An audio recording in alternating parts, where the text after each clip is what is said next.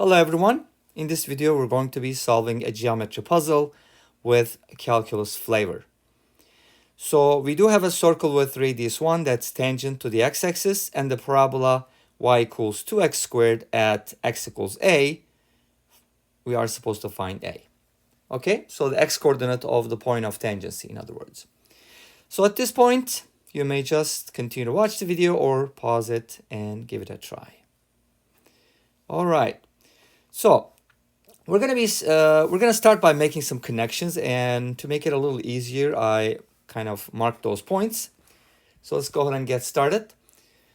Notice that this point is the point of tangency, basically. So we're gonna be dropping some perpendicular lines here. Let's go ahead and pick our dotted line again. So let's go ahead and drop the first perpendicular this way, and then we can also connect it to the y-axis so that we can mark the x and y coordinates of that point. So basically, this is the critical point. This is A. We're looking for A, right? Obviously, we might write it in a better way, but anyways. So let's go ahead and connect these as well. See if that's going to help us. And sometimes you may not need all these connections, but guess what? It doesn't hurt to make them, right? So just make some connections. Don't make it too confusing, but, you know, just connect some dots. All right. So what are we going to do next? Well, in this case, I do have kind of like a trapezoid, right? But that's not the whole idea. We got to do something more advanced than that. So let's mark a couple things here. For example, let's say this is our H. And am I going to need another connection? Let's see. I don't think I will need more connections. So I can just go ahead and change this. All right. So what I can do is actually get rid of that and I write it nicer. Okay, A. So now if this point is A, the x coordinate is A, and since the point is on the parabola y equals 2x squared, this will be 2a squared, right? The y coordinate. So we're trying to find A. Let's see what we can do. Obviously, if the parabola is tangent to the circle, that means something, right? Okay, so we're going to work off of that. But let's go ahead and do the following first. Let's call this H. And the x-coordinate of the center. What about the y-coordinate? Okay, let's go ahead and connect it to the y-axis. And then you will notice that what that's going to be. So let's make this connection as well. All right, with the dotted line. And then we're going to be getting something nice here.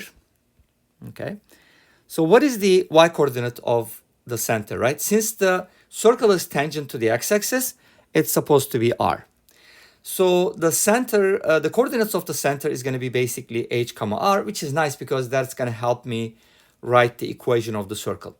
And I said at the beginning that this problem has a calculus flavor, so we need the coordinates of the center as well as the equation for the circle. Okay? We're not going to be able to use the Pythagorean Theorem just like the other problems that we used before. It's just going to be a little different. All right? I mean, we could use it at some point, but that's not the method that we're going to employ here. All right, so what am I going to do? Well, first of all, notice that the point of tangency is a point on the parabola as well as a point on the circle. Therefore, the coordinates of the point should also satisfy the equation of the circle. But what is the equation of the circle? Do we know that? No, but we can write it. So let's start by that. Let's start by writing an equation for this circle. Well, since I know the center is h comma r, right?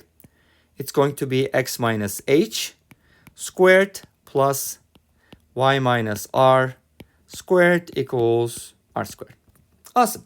Now, since I have an equation for the circle now, I can basically just plug in the point a comma 2a squared because that's a point on the circle, isn't it?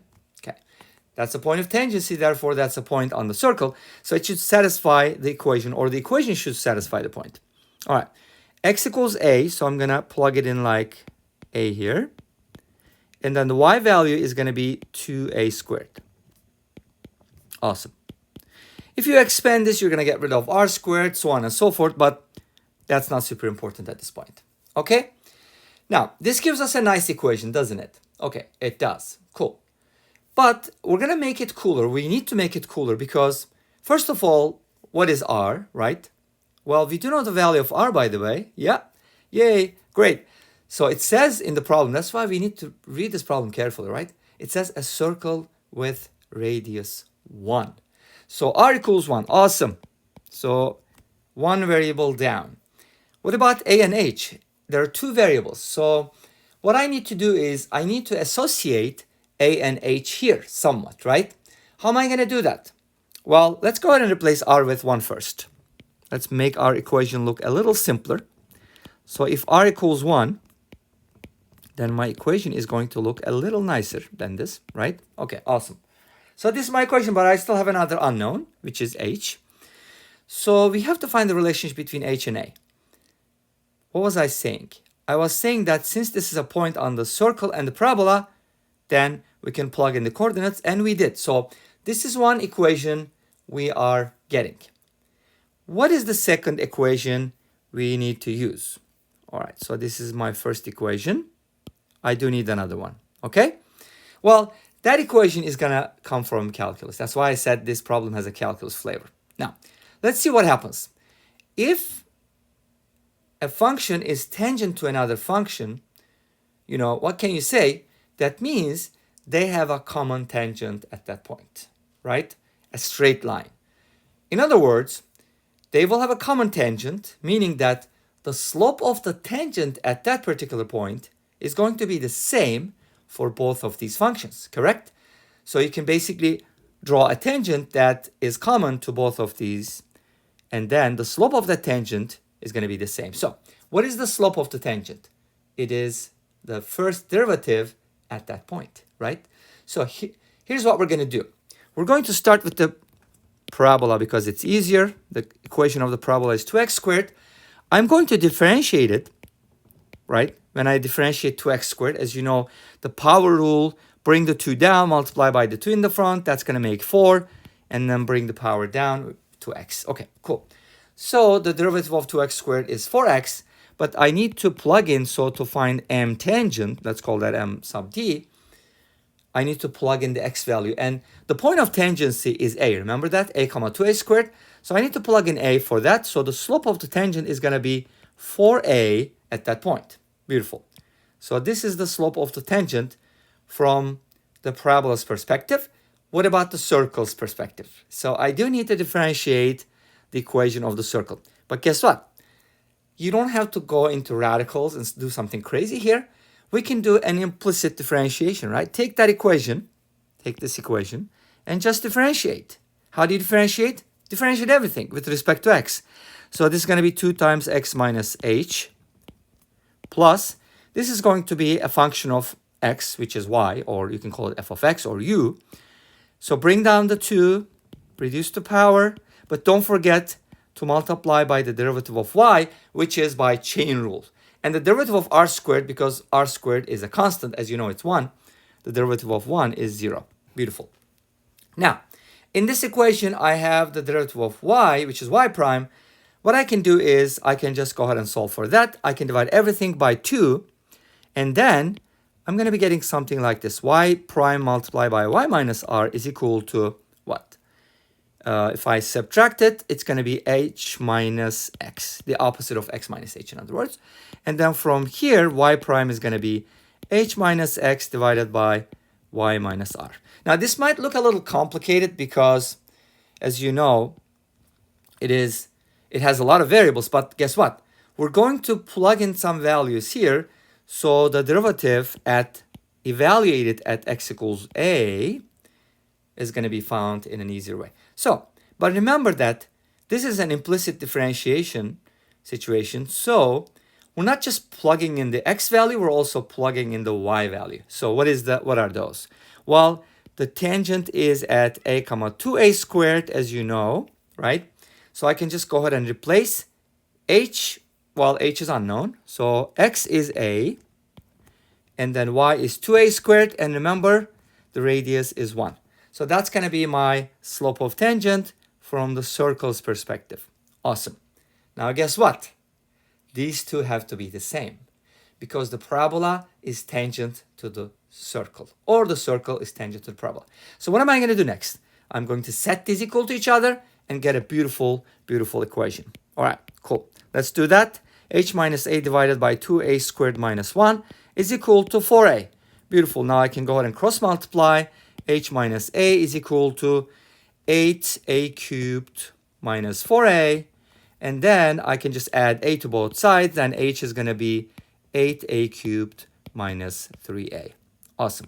This is another nice equation that I would use. Now, all of this basically was for finding h in terms of a, because I do have an equation that relates them right here, but then I would need to replace h with something so that I can get an equation in a single variable, which is a. Let's go ahead and do that now. So I have a minus h squared plus 2a squared minus 1 squared equals 1. So let me go ahead and copy that equation here. So that gives me a minus h squared plus 2a squared minus 1 squared equals 1. All right? So that's my equation that comes from here. All right? And how did I find that? I plugged in the value point a comma 2a squared into the equation. So this basically comes directly from the equation of the circle. No differentiation. Okay, cool. Now I'm going to replace h with that. Let's go ahead and do it. And maybe we can change colors here. Okay, let's go to that one. Replace h with that. So it's going to look like a minus 8a cubed plus 3a.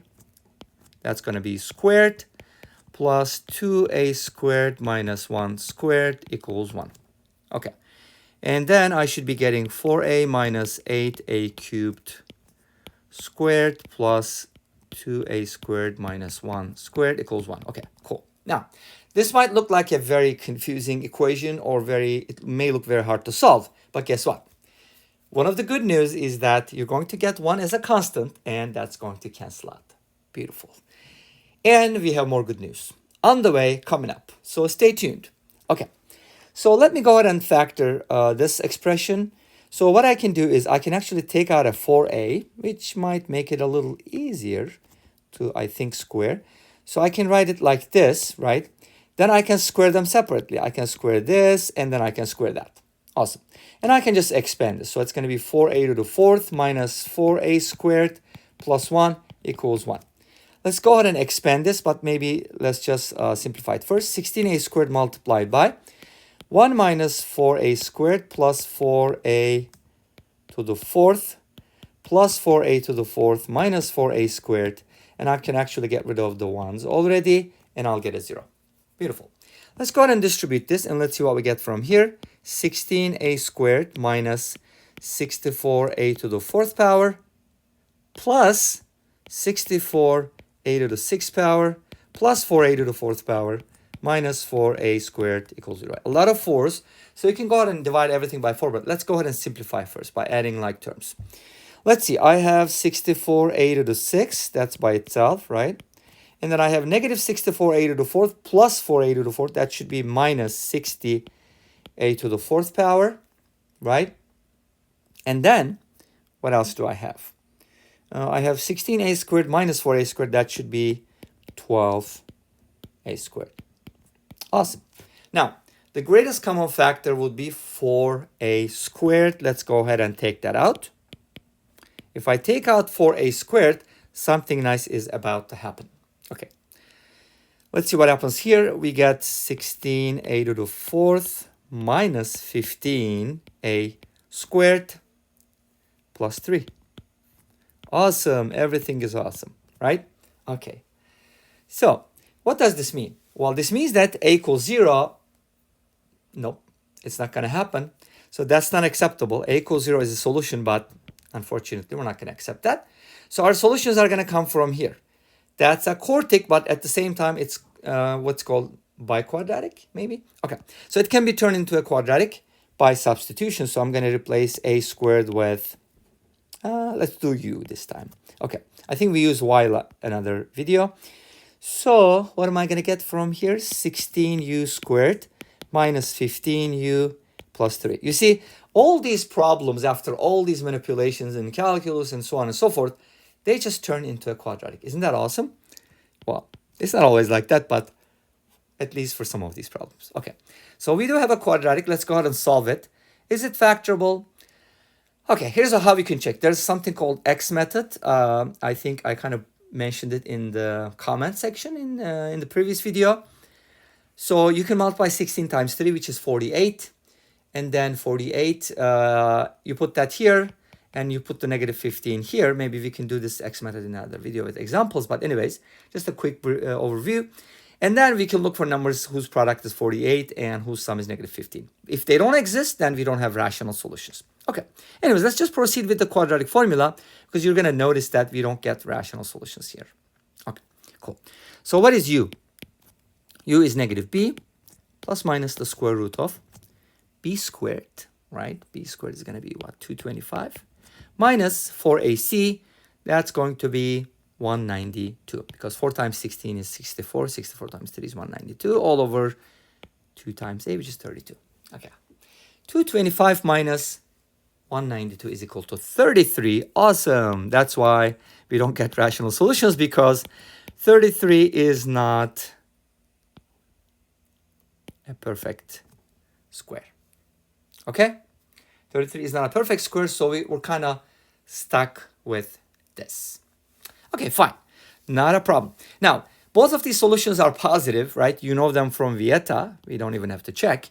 So, and we know that u is equal to a squared, and we're looking for a, right? So both of the solutions seem valid, at least at this point. They're real. Okay. But we got to check a, because only one of them is going to be acceptable for a value, and we're going to decide on that. Okay.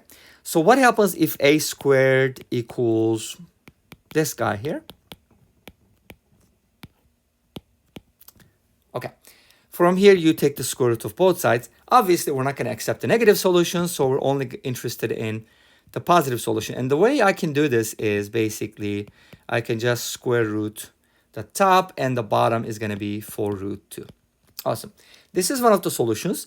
And the other solution is just going to be, you know, a squared is going to equal this minus that divided by this. So my second solution is going to look like the square root of this number. Let me write that. 15 minus square root of 33 all over 32. Or I could just write it just like the other one, right? I can just write it square root of 15 minus, I don't know why I keep writing the 4 there. Okay. Divided by 4 root 2. Awesome. Okay. So these are the candidates, but we have to decide which one is going to be more appropriate. Okay. If you calculate these, and you can kind of do it this way. All right. Square root of 33 is a little smaller than 6. So let's say it's 6. 15 minus 6 is 9. So this is about 3. This is about 1.4 multiplied by 4. It's going to be like 5.6. 3 divided by 5.6 is close to 3 divided by 6, which is close to 1/2. So this is close to 1/2. Okay. It is greater than 1/2, but it's close. So I can say not bad approximation. Okay. What about the top one? Okay, it's kind of like 15 plus 6. I would say square root of 21 or 20 maybe. Square root of 20 divided by square root of 32. So the bottom one was like 5.6-ish, and the square root of 20 is going to be like 4.5-ish. And if you divide that 4.5-ish by 5.6-ish, you're going to get something close to 0.8. Now, we have to decide at this point that which one makes more sense. Of course, there are other ways to figure it out. But if you go back to our picture, is A close to 0.5 or 0.8? What does that look like to you? Well, considering that the radius of the circle is 1, and as you know, the distance between A and H, now let's take a look at this. Look, the distance between these 2 points is obviously less than R, but it's pretty close, right? Well, we don't know the value of A, H, so it doesn't really help us, but look at this. A comma R, right? Here you can see that A is less than R, but it's not too far away. So it's kind of close to R. So in which case, and I checked it for you, don't worry, it's valid, right? The valid solution is going to be the first one. So we're going to go by that, all right? So the A value that we've been looking for is going to be 15, square root of 15 plus square root of 33 divided by 4 root 2. If you want, you can multiply by square root of 2 to rationalize the denominator, but it's no big deal. Well, that's it for this video. I hope you enjoyed it. Thank you for watching. Please comment, like, and subscribe, and I'll see you in the next video. Take care. Bye-bye.